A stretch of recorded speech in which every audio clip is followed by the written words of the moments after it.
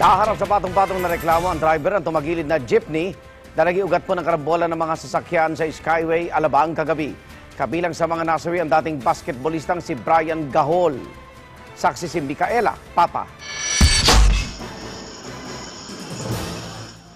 Nakuhanan pa habang inilalabas si dating PBA player Brian Gahol mula sa wasak niyang van.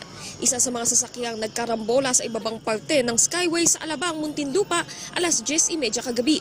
Sa kuha ng CCTV, makikita kung paanong biglang tumagilid ang delivery jeepney na ito na puno ng gulay na sumagi naman sa van ni Gahol. Dead on arrival sa Medical Center Parañaque si Gahol na minsang naglaro para sa Alaska Aces, Petron Blaze at Barako Bull. Gayon din sa UP Fighting Maroons ng UAAP. Patay rin ang babaeng kaibigan na nasa front passenger seat. Hindi naman nasugatan ng 3 pa nilang kasamahan na nasa likuran ng van. Pero ang 2 sakay ng jeepney nagtamo ng sugat. Ayon sa pahinanti ng jeepney, nasagi raw siya ng isang truck kaya nawala ng kontrol ang kanyang driver at natumbok ang sasakyan ni Gahol. Yung driver nagkuhan siya sa truck, nagsagian sila. Siyempre magkuhan po yung truck, kumaliwa po kaya nasagasaan po yung... Iba naman ang kwento ng driver ng truck. Siya yung nasa gitna. Ayan, biglang dumikit yung sa akin. Pagdikit niya, yun lang, yun. Pagka nakita ko po sumisigsag na siya, namarinon ako, hindi ko na po alam anong nangyari. Hindi ka naman, kuya, nakasulong? Hindi, ayos lang ako, normal lang ako kasi tagal namin nagpahinga dyan. Ngayon lumalabas sa investigasyon ng Highway Patrol Group na ang jeepney driver ang may kasalanan.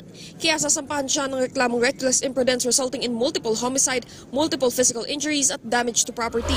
In the initial investigation, lumabas na nag-try to maneuver to the right itong si Mr. Abe.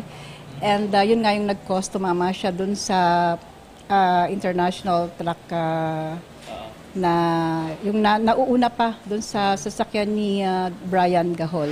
Pero hindi pa raw absuelto ang truck driver habang patuloy ang investigasyon. Papunta raw sana sa isang lamay si Gahol na ngayon nakaburol na sa Los Baños, Laguna. Dito minsan din siyang nagsilbing konsehal at naging sports advocate.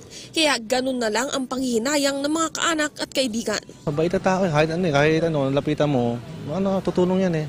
Nung nawala siya din siya sa PBA, andito siya na tumutulong sa mga kabataan, maglulunsad siya ng mga basketball clinic.